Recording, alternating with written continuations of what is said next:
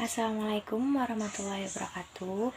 Kami akan mempresentasikan tentang kasus pelanggaran HAM di Indonesia yang terdiri dari kelompok 1. Resti Rahmawati, 2. Ratna Wulandari, 3. Rizky Firmansyah, 4. Arisna Maulida, 5. Rizkita Meilasari. Kasus pelanggaran HAM di Indonesia ada 8. 1. Tragedi Trisakti tahun 1998.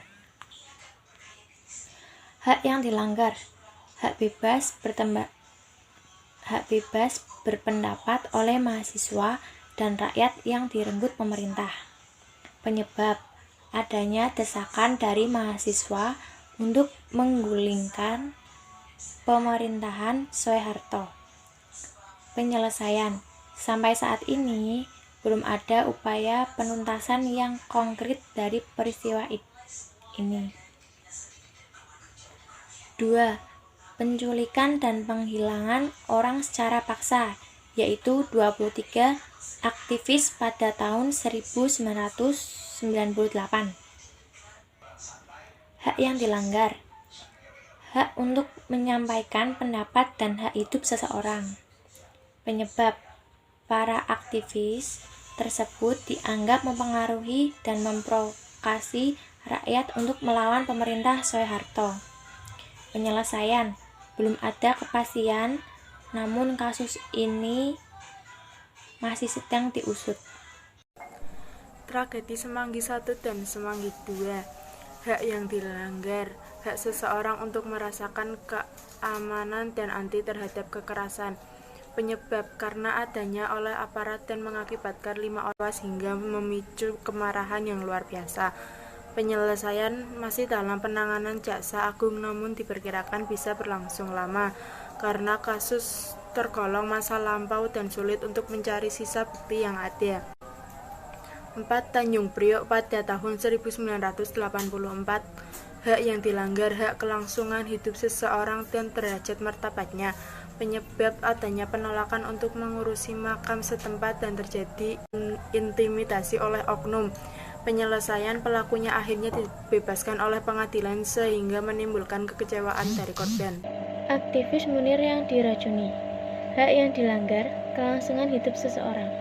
Penyebab: Munir yang seringkali mengancam pemerintahan menjadi momok bagi pemerintah sehingga dibentuklah skenario meracuni Munir.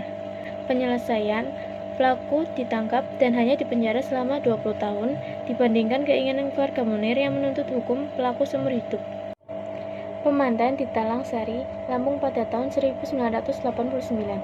Hak yang dilanggar: hak kelangsungan hidup seseorang dan kebebasan menganut agama yang diyakini. Penyebab: adanya tuduhan kelompok Islam radikal kepada kelompok Warisidi sehingga ada oknum yang melakukan pemantaian terhadap kelompok ini dan menewaskan setidaknya 130 orang. Penyelesaian: menghasilkan sebuah deklarasi perdamaian untuk menghindari perkara di pengadilan. Ketujuh, pembunuhan pejuang HAM Marsinah. Hak yang dilanggar adalah hak kebebasan menyampaikan pendapat dan kelangsungan hidup seseorang. Penyebabnya adalah keterlibatan Marsinah dalam aksi memperjuangkan hak buruh sehingga beliau dianggap sebagai ancaman bagi oknum tertentu. Penyelesaiannya adalah penangkapan para petinggi tempat Marsinah bekerja dan dihukum selang waktu 4 tahun hingga 17 tahun saja. Kedelapan, tembakan buruh PT Freeport. Hak yang dilanggar adalah hak untuk melangsungkan hidup dengan nyaman. Penyebabnya adalah sekelompok oknum yang menyerang secara brutal terhadap buruh PT Freeport saat di terminal bus Gorong-Gorong. Penyelesaiannya adalah pidana hukuman mati bagi tersangka. Pelanggaran HAM di lingkungan keluarga. Yang pertama, orang tua yang bersikap otoriter. Yang kedua, orang tua yang selalu memaksakan keinginannya. Yang ketiga, larangan berpendapat. Yang keempat, diskriminasi anggota keluarga. Dan yang kelima, kekerasan dalam rumah tangga atau KDRT. Di lingkungan sekolah, yang pertama, siswa dengan sengaja mengejek, mencemooh, dan menyiksa siswa lain. Yang kedua, seorang siswa secara paksa menganiaya. Yang ketiga, seorang siswa secara sengaja terlibat tawuran dengan pelajar lain.